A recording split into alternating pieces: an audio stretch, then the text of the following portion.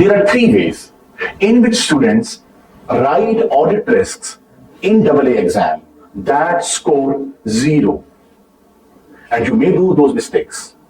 Let us learn what those mistakes are. So three answers are in front of us. And in these answers, you see the first one, the company X paid borrowing cost on its building loan, which may not have been recorded correctly. So not recorded correctly, what does it mean? It is too vague.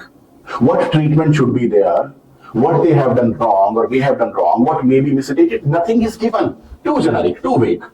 The second one is borrowing cost may have been expensed. So profits and accounts or assets are misstated. So how they should have recorded first of all and misstated. We can clearly tell over here if they have expensed it, what can be impact on the profit? They may be understated. Assets may be understood. So no direction of impact given over here. So this another type of mistake. Then is borrowing cost may have been incorrectly expensed. Now what should be the correct treatment? What should be the impact? So both missing here. So you see here, in all cases, you are likely to score 0 mark.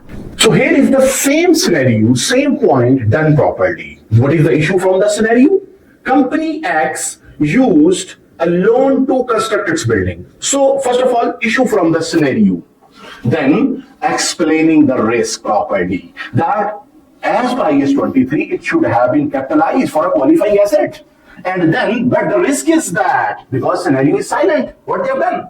If scenario is silent, we say they may have expense. This is the risk.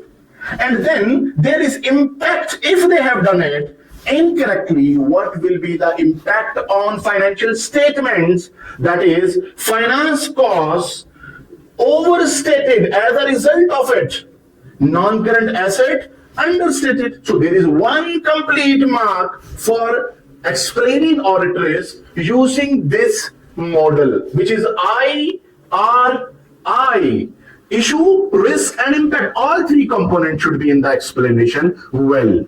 So how the examiner answer should be written, which is acceptable to examiner, is here. A rightly crafted answer on the audit risk will have in the explanation 3 points: issue, risk explained, and impact, as I explained earlier.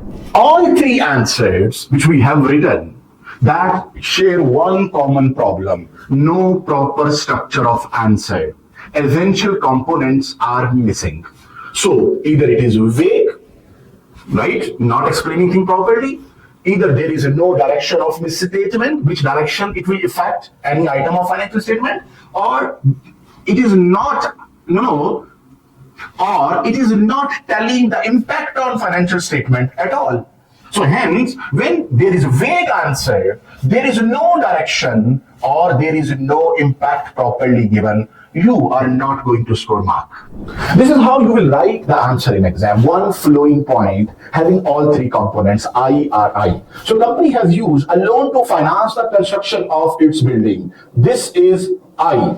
Then is under IS 23. If you forget the number of IS, don't worry, don't write it. Borrowing costs incurred during the construction of a qualifying asset must be capitalized. How it should be written? Now, what is the risk? So basically, this rule and risk is R. So they should have capitalized it.